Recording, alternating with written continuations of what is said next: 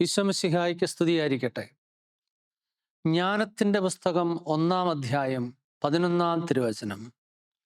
നിഷ്പ്രയോജനമായ മുറുമുറുപ്പിൽ പെടരുത്, പരദൂഷണം പറയരുത്. രഹസ്യം പറച്ചിലിന് പ്രത്യാഘാതമുണ്ടാകും. നുണ പറയുന്ന നാവ് ആത്മാവിനെ നശിപ്പിക്കുന്നു. നുണ പറയുന്ന നാവ് ആത്മാവിനെ നശിപ്പിക്കുന്നു. പ്രഭാഷകന്റെ പുസ്തകം 4:28.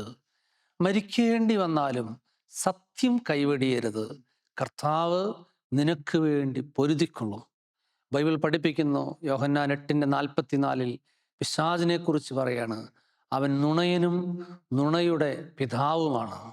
ക്രിസ്മസിന് വേണ്ടിയുള്ള ഈ ഒരുക്കത്തിൻ്റെ കാലഘട്ടത്തിൽ നമ്മുടെ നാവിൽ നുണയെന്ന പാപം ഒരിക്കലും വരാതിരിക്കാൻ പ്രാർത്ഥിക്കുക.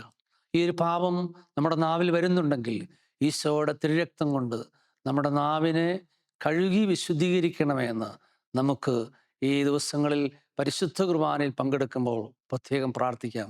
ദൈവം നമ്മെ അനുഗ്രഹിക്കട്ടെ.